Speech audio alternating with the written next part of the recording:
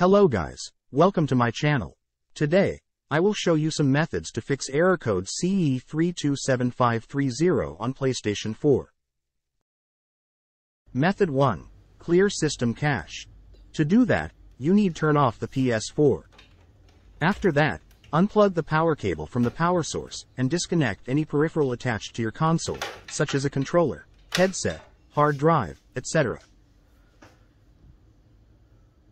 Wait for about 5 minutes before connecting it again to power and restart the console.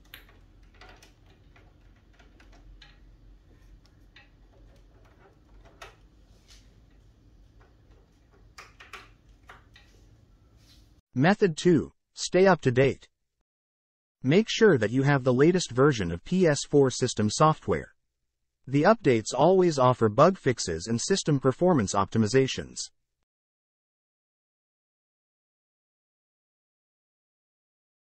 In March 2023, the error code CE-32753-0 was fixed by Sony with System Software Update version 10.50. So, just ensure that the latest version is installed on your console. To be sure, visit the Sony support site by clicking the link in the description. Here you will see the latest version. If it matches the system software version your PS4 has, move on to the next method.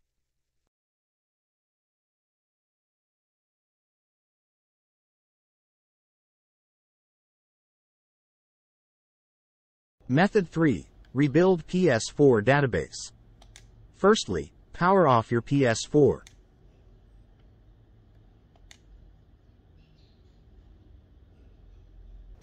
After that, hold the power button down until you hear 2 quick beeps.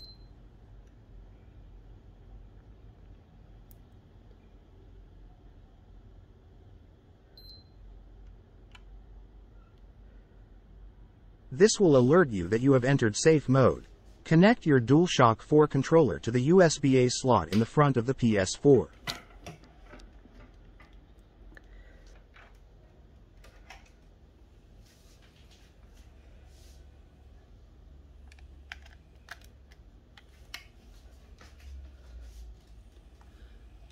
Now, press the PlayStation button present on the controller. Scroll down in the menu until you reach option 5, Rebuild Database. Press the X button to start the rebuild. At that time, it will warn you that it may take hours. Once done, try install the game and see if the error code CE-32753-0 is fixed. Method 4. Initialize PS4.